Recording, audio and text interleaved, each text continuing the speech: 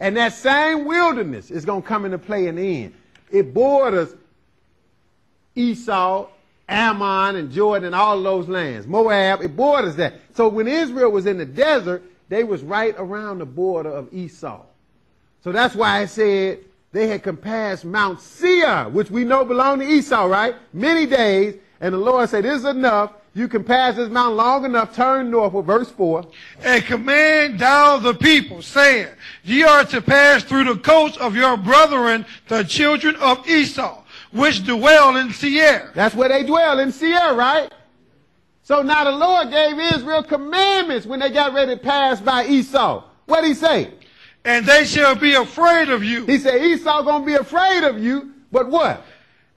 And they shall be afraid of you. Take ye good heed unto yourselves, therefore. See, he said, the Lord said, take good heed to yourself. They gonna be afraid of you, but look, you ain't gonna mess with none of theirs. See, that shows you how the Lord is fair across the board. The Lord was giving Israel the promised land that he promised them. He wasn't taking nothing away from Esau, though. He was taking away from the Canaanites.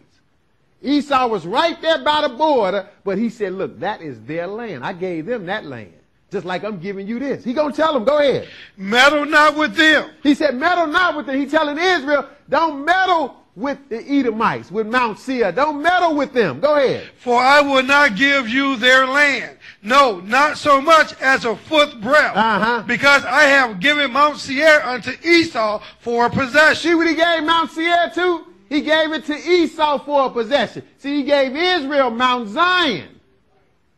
But he gave Esau Mount Seir, didn't he? And he said, don't even mess with their land. I'm not giving you their land. That's so the Lord is fair. So it's gonna be a slap in the face when Esau gonna come back. We're gonna read it. Come back and take Jacob's land, don't you think? That's gonna be a slap in God's face. And that's what's gonna happen. The Lord didn't let Israel touch none of their land. So again, we're gonna see who hating who. Israel didn't touch their land. They went into their promised land from God. Go ahead, verse 6. Ye shall buy meat of them for money, that ye may eat. And ye shall also buy water of them for money, that ye may drink. Oh, he said you can buy meat and stuff and water to drink, but you ain't going to get none of theirs. I'm going to make sure of that, because I gave Mount Seir to Esau. Go to Joshua now 15, because I want to show you in proximity now.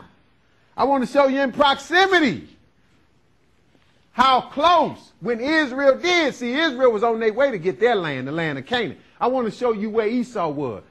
Because we got to run this guy Esau down. He got to be around. So in proximity to Israel's land, we're going to see where Esau's was. Joshua 15 and verse 1. Joshua 15 and 1. Go ahead. This then was the lot of the tribe of the children of Judah by their families, even to the border of Edom. The wilderness of Zin southward was the uttermost part of the south coast. See, this is why it's no coincidence, brothers and sisters, that these people call themselves Jews to this day. They was always right by even. They wasn't just by Israel border. They was by the Jews border. Because the Lord gave all the 12 tribes different land in Israel. He gave them all different land. He allotted land for Joseph's sons, Ephraim and Manasseh, land for Zebulun, land for Naphtali, Asher, Dan. All of them had land. Benjamin. Then Judah had land. The Levites didn't have no land. They were scattered all over Israel. But he gave them all land. But where were the Edomites at in proximity to Israel's land? They were right by Judah's southern border. That's where they were. This is telling you at verse 1.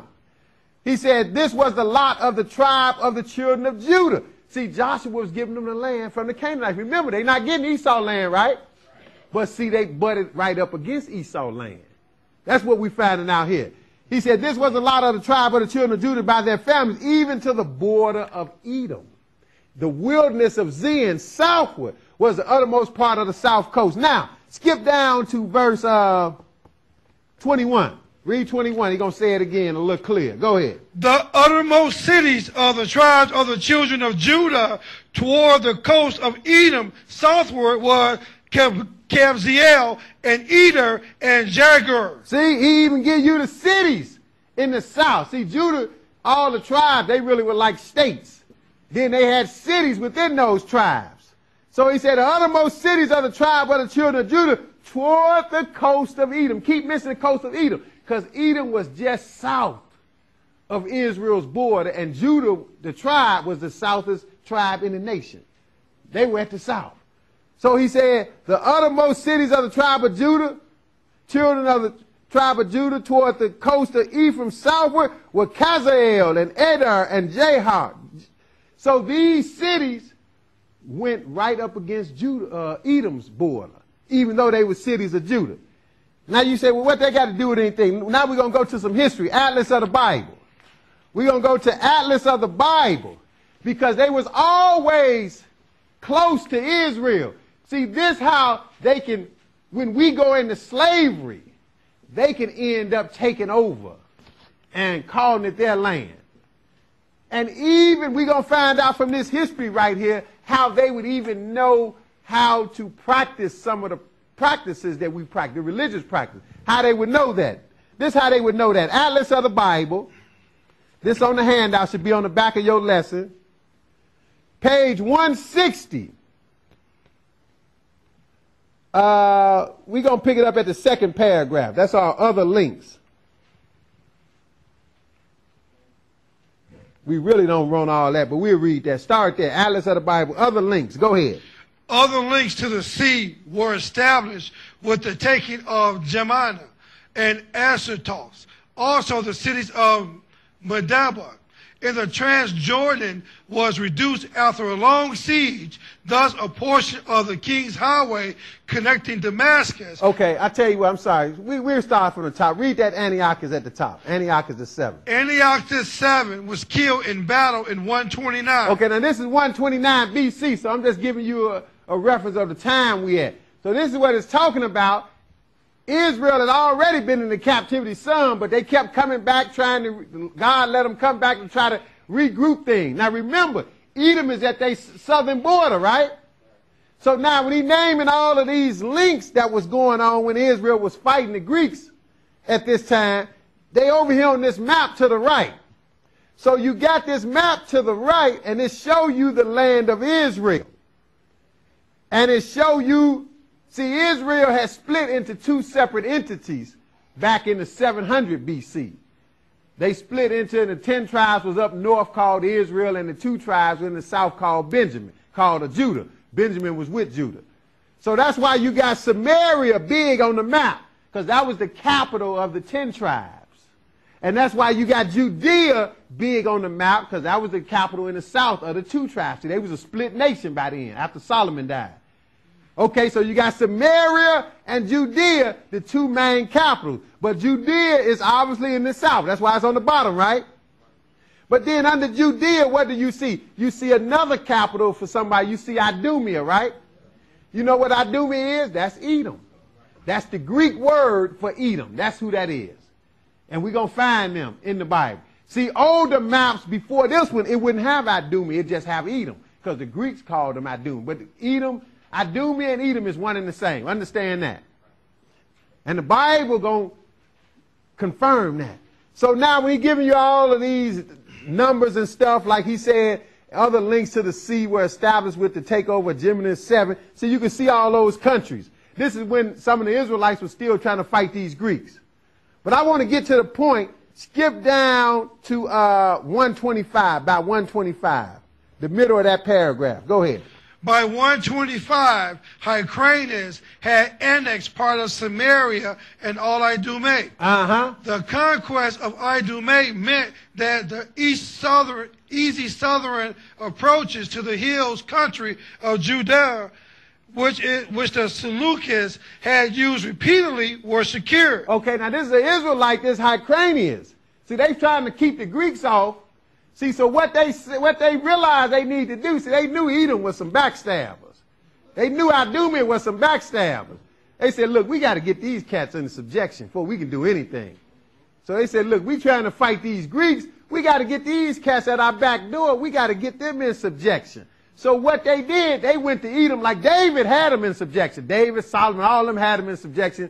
Edom wasn't doing nothing. But see, once Israel started messing up, the Lord let their little rulership slip. But this guy Hyrcanus, he was trying to keep it straight. So he said, look, we got to keep Edom in subjection, this Idumea. So what he did, he took them over and he made them a part of Israel, basically. He made them even get circumcised. He made them start following the holy days and stuff like that. That way they would feel associated with Israel. See, so that's how they got some understanding of the word in the first place. Hey, they was forced to do it because Israel was fighting the Greeks. So that's what we read here. Read that again by 125.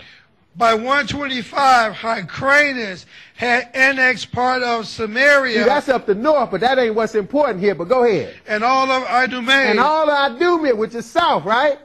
Go ahead. The conquest of Idumea meant that the easy southern approaches to the hill country of Judea, which the Seleucids had used repeatedly, were secured. See, that's what they wanted to do. They wanted to secure, because the Edomites just letting the Greeks in. That's the Seleucids. They Greeks. The Edomites just letting them in. Yeah, come on in. Y'all can get them.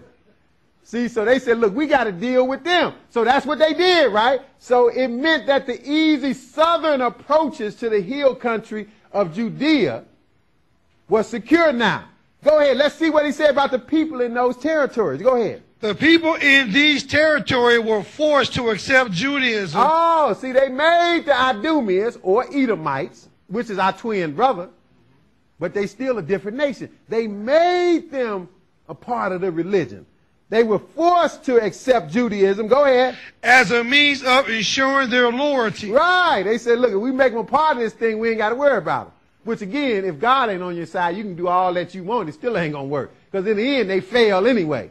But go ahead. Among the converted were the ancestors of the future kings of Judea, Herod the Great. Oh, among the converted were the ancestors of the future king of Judea, Herod the Great. See, when you read about Herod in the New Testament, he is not a Jew. The Jews knew he wasn't a Jew. Everybody at that time knew he wasn't an Israelite. Though he was the king set up by the Romans, he was not a Jew. He was an Idumean. He's one of them. He's an Edomite. Just like the guy in Chicago just became mayor. He's not an Israelite. He's an Idumean. Same difference. But now, it said these people in these territories were forced to accept Judaism as a means of ensuring their Lord. Among the converted were the ancestors of the future king of Judea, Herod the Great. So that means he wasn't an Israelite, he was an Idumea. Go ahead. In 108, Hyrcanus embarked on a second campaign in Samaria. Shechem, 10, was taken the level even ending the long history of that famous site where Abraham had built his first altar in the promised land. Okay, that's good. But now if you look at the map again, you see Idumea is just to the south of Judea. Now, when you look at later maps, I didn't even get a chance to find out. When you look at later maps, you don't see Idumea nowhere on there. You just see all Judea. Because, see, that's what they did when they took over. Hey, they got Idumea out the picture. You don't even think about Idumea no more. You don't think that Edom has even ever been in existence because they just call it all Judea. But now, we're going to move further. Let's go to Psalm 137. Let's show you why all that's relevant, why it's all significant and important. Psalm 137. Because you say, well, you know, Edom and all that, that's not important. Look, this is important throughout the Bible. We ain't reading all this scripture just for good reading. It's important. See, and you need to understand about Israel because you can't even fully grasp prophecy and what the Lord is getting ready to do to this world unless you understand who the real Israel is. And to understand who the real Israel is, you need to understand Edom, that Edom has usurped Israel and is calling himself the Jew now. See, if it didn't matter, Jesus wouldn't be talking about it all the way down to Revelation. If it didn't matter. People say, oh, it don't matter who it is and what color they are. Well, if you've been lied to, it do matter. You need to know the truth. The truth will set you free. 137. If you know, no, it don't matter. Psalm 137 and 1. See, this is what Edom have always done. That's why the title is Esau, which we know is Edom, or now we found out Idumea is another name. The title is Esau's hatred against Jacob.